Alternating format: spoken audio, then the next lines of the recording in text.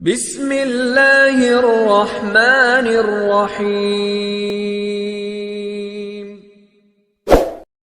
السلام علیکم۔ اللہ تعالیٰ نے رزق کے 16 دروازے مقرر کیے ہیں اور اس کی چابیاں بھی بنائی ہیں۔ جس نے یہ چابیاں حاصل کر لے وہ کبھی تنگ دست نہیں رہے گا۔ پہلا دروازہ نماز ہے۔ جو لوگ نماز نہیں پڑھتے ان کے رزق سے برکت اٹھا دی جاتی ہے، وہ پیسہ ہونے کے باوجود بھی پریشان رہتے ہیں۔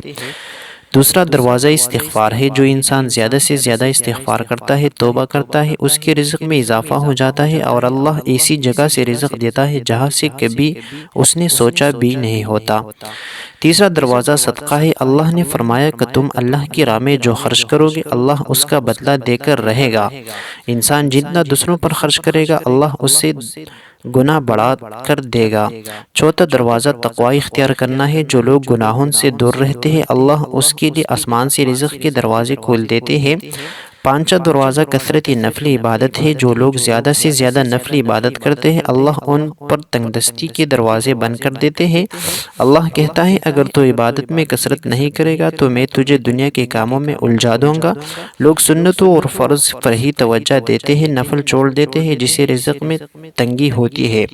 چھٹا دروازہ حج اور عمرہ کی کثرت کرنا۔ حدیث میں آتا ہے حج اور عمرہ گناہوں اور تنگ دستی کو اس طرح دور کرتے ہیں جس طرح آگ کی بٹی سونا چاندی کے میل دور کر دیتی ہے۔ ساتواں دروازہ رشتہ داروں کے ساتھ اچھے سلوک سے پیش آنا ہے۔ ایسے رشتہ داروں سے بھی ملتے رہنا جو آپ سے قطع تعلق ہو۔ آٹھواں دروازہ کمزوروں کے ساتھ صلح رحمی کرنا ہے۔ غریبوں کے غم بانٹنا، مشکل میں کام آنا اللہ کو بہت پسند ہے۔ نواں دروازہ اللہ پر توکل کرنا ہے۔ جو شخص یہ یقین رکھے کہ اللہ دے گا تو اسے اللہ ضرور دے گا اور جو شک کرے گا تو وہ پریشان ہی رہے گا۔ دسواں دروازہ شکر ادا کرنا ہے۔ انسان جتنا شکر ادا کرے گا اللہ رزق کے دروازے کھولتا چلا جائے گا۔ گیارہواں دروازہ ہے گھر میں مسکرا کر داخل ہونا۔ مسکرا کر داخل ہونا سنت بھی ہے۔ حدیث میں آتا ہے نبی صلی اللہ علیہ وسلم نے فرمایا اللہ فرماتا ہے کہ رزق بڑھا دوں گا جو شخص گھر میں داخل ہو کر اور مسکرا کر سلام کرے۔